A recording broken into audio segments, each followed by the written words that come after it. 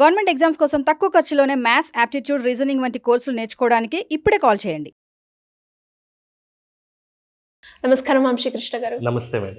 So చాలా మంది parents కూడా పిల్లోడు అసలు ఎందులో టాలెంట్ అని టెస్ట్ చేయడానికో, లేదు అంటే వాడు డ్యాన్స్ బాగా చేస్తున్నారని కొంతమంది డ్యాన్స్కి పంపించిన ఒక 4 days వెళ్ళారు, మళ్ళీ బ్రేక్ ఇచ్చేసాడు. లేదు స్పోర్ట్స్కి పంపిద్దాం, డ్యాన్స్ ఎలాగో చేయలేదు కదా అని స్పోర్ట్స్కి పంపించిన మళ్ళీ 4 days చేసి మళ్ళీ దాంట్లో కూడా బ్రేక్ ఇవ్వడం, ఇలా ఒక 3-4 యాక్టివిటీస్లో కూడా వెళ్ళకుండా, ఇంట్రెస్ట్ లేకుండా కొంతమంది పిల్లలు ఉంటూ ఉంటారు. అప్పుడు పేరెంట్స్ ఫీల్ అవుతూ ఉంటారు, అసలు నా పిల్లోడు ఎందులో కూడా ఒక స్కిల్ అనేది లేదు అని ఫీల్ అవుతూ ఉంటారు.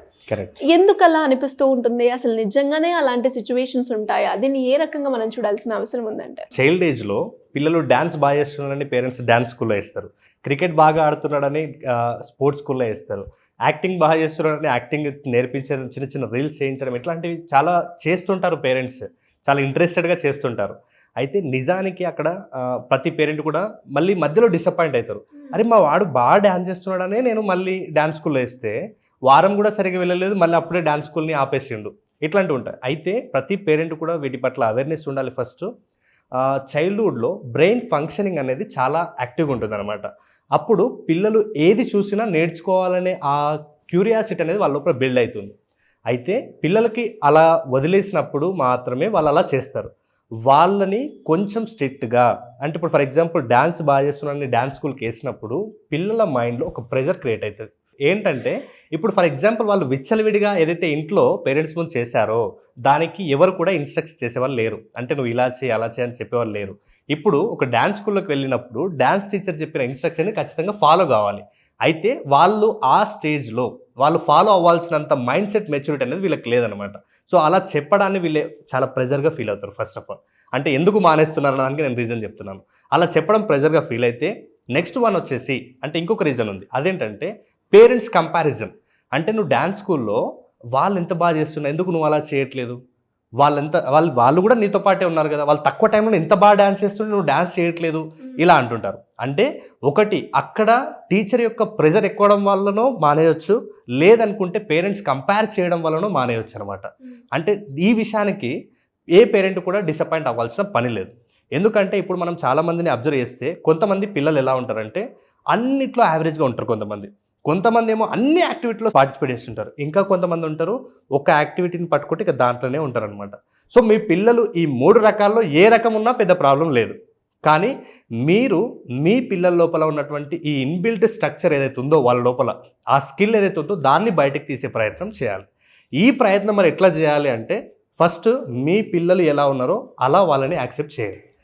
ఇలా చేయడం వల్ల ఏమవుతుందంటే ఇప్పుడు ఫర్ ఎగ్జాంపుల్ చిన్నపిల్లల్ని మనం చూస్తే వాడు ఎక్కువగా పోలీస్ సినిమాలు చూశాడు అనుకోండి, లేకుంటే లైవ్లోనే పోలీసులు చూశాడు అనుకోండి, నువ్వు పెద్దగా అయ్యాక ఏమవుతావురా అంటే వాడు ఖచ్చితంగా ఏం చెప్తాడు, పోలీస్ అవుతుంటాడు.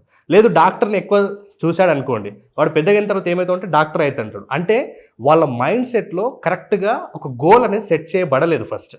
కాబట్టి ఫస్ట్ మీ పేరెంట్స్గా మీరు చేయాల్సిన బాధ్యత ఏంటి అంటే ఫస్ట్ ఆఫ్ ఆల్ పిల్లలు ఏ రంగంలో ఇంట్రెస్టెడ్ ఉన్నా లేకపోయినా చైల్డ్ ఏజ్ వరకు మాత్రం వాళ్ళకు ఒక కంప్లీట్ లెర్నింగ్ స్ట్రక్చర్ అనేది ఉండదు.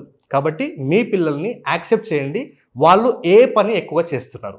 ఇప్పుడు మనకు హోవర్డ్ గార్డెనర్ అనే ఒక సైకాలజిస్ట్ ఉంటాడు మేడం. ఆయన ఏం చెప్తారంటే పిల్లల లోపల ఇన్బిల్ట్గా, అది ఎవరైనా కావచ్చు, 8 రకాల ఇంటెలిజెన్స్ ఉంటాయి.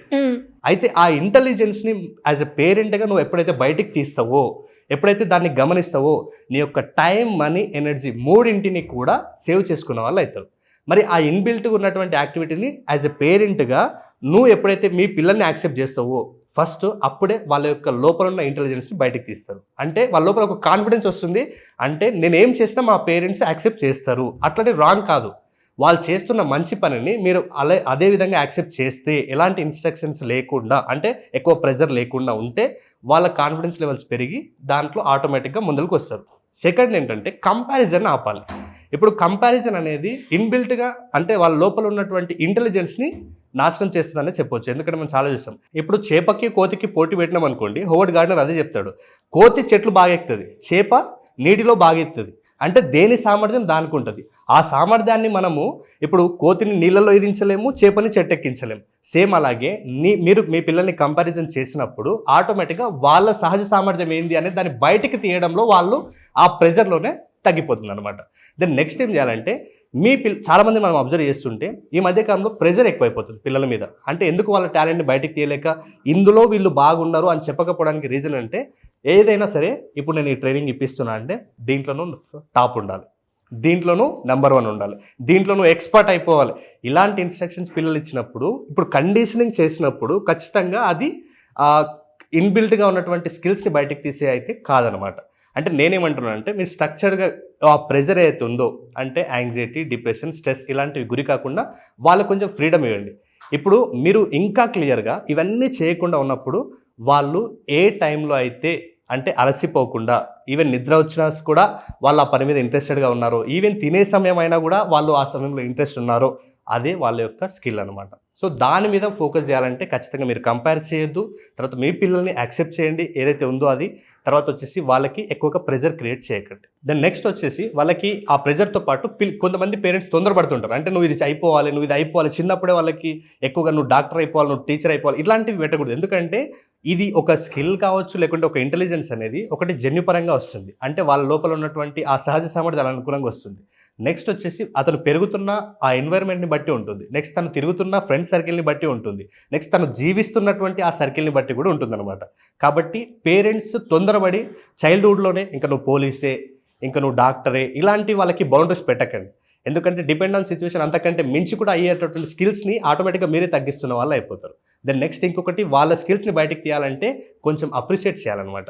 అప్రిసియేషన్ అనేది వెరీ ఇంకొకటి మొత్తానికి అప్రిషియేట్ చేస్తేనే ఆ పనులు చేసేటట్టుగా మాత్రం పొరపాటున కూడా చేయకూడదు. Just depend on situation. ఆ సిచ్యువేషన్ మీకు నచ్చింది ఉంటే ఓపెన్గా నచ్చిందని చెప్పడం, లేదనుకుంటే ఈ పని నచ్చలేదు అనకుండా కొంచెం పాజిటివ్ వేలో ఈ పనిని ఇంకా కొంచెం బెటర్గా చేసింటే బాగుంటుండే అన్నది చేసినప్పుడు పిల్లలకి ఓకే నేను చేసింది నచ్చింది, నచ్చలేదు అనేది వాళ్ళకు కూడా అర్థమైపోతుంది. సో అప్రిషియేట్ అనేది అంటే అసలే లేకుండా ఉండడం కంటే సిచ్యువేషన్ బట్టి వాళ్ళని అప్రిషియేట్ చేస్తుంటే ఎంకరేజ్మెంట్ చేసిన వాళ్ళు అవుతారు. సో ఇవన్నీ చేసినప్పుడు పిల్లల లోపల ఓకే అంటే నా సహజ సామర్థ్యం ఏదైతే ఉందో దాన్ని మా పేరెంట్స్ యాక్సెప్ట్ చేస్తున్నారు, నాకు ఎలాంటి ప్రెజర్ లేదు, నాకు ఇన్బిల్ట్గా ఉన్నదాన్ని నేను ఆటోమేటిక్గా డెవలప్ చేసుకోవాలని ఒకటి తయారవుతుంది. తర్వాత అప్రిషియేట్ దొరుకుతుంది అన్న ఫీల్ వాళ్ళకి బిల్డ్ అవుతుంది. కాబట్టి ఇవన్నీ ఫాలో అయితే మీ పిల్లలు దేంట్లో కూడా నెంబర్ 1గా లేరు అనే స్థాయి నుంచి అసలు దేంట్లో నెంబర్ 1గా ఉన్నారో ఫైండ్ అవుట్ చేస్తే మీ టైం, ఎనర్జీ, మనీ 3 సేవ్ చేసుకుని అదే రంగంలో వాళ్ళని డెవలప్ చేస్తే మీరు వాళ్ళకి ఏ స్కిల్ నేర్పించాలనుకున్నా ఆ స్కిల్ ఈజీగా నేర్పిస్తారు. ఎనీవేస్ అలా ఎవరికైనా కూడా సైకలాజికల్గా పిల్లల్లో చాలా డిఫరెన్స్, వేరియేషన్ మేము చూస్తున్నాం అనుకునే వాళ్ళు కావచ్చు, మెమొరీ పరంగా మా పిల్లలు స్టడీస్లో ఇంప్రూవ్ అవ్వడానికి హ్యాండ్ రైటింగ్ కావచ్చు, రీడింగ్ అనుకునే వాళ్ళు మిమ్మల్ని ఏ రకంగా అప్రోచ్ అయ్యే ఛాన్స్ ఉందంటారు? Yes madam, online offline appointment కూడా తీసుకోవచ్చు. లేదనుకుంటే నేను ఎవ్రీ సండే కూడా టాపర్ స్టడీ సీక్రెట్ అనే 2 hours వర్క్షాప్ని డిజైన్ చేశాను.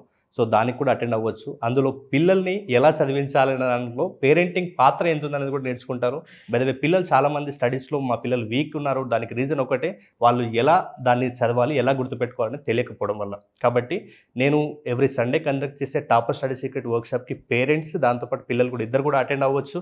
ఇంకా మీ పిల్లలకి సంబంధించిన ఏమైనా డౌట్స్ ఉంటే కూడా అక్కడే మనం క్లారిటీగా మాట్లాడుకుంటాం. దెన్ మిస్ అవ్వకుండా అటెండ్ అవ్వండి. ఇది జస్ట్ 199 రూపీస్ మాత్రమే 2 hours వర్క్షాప్. థ్యాంక్ యూ అండి, thank you so much. Thank you madam.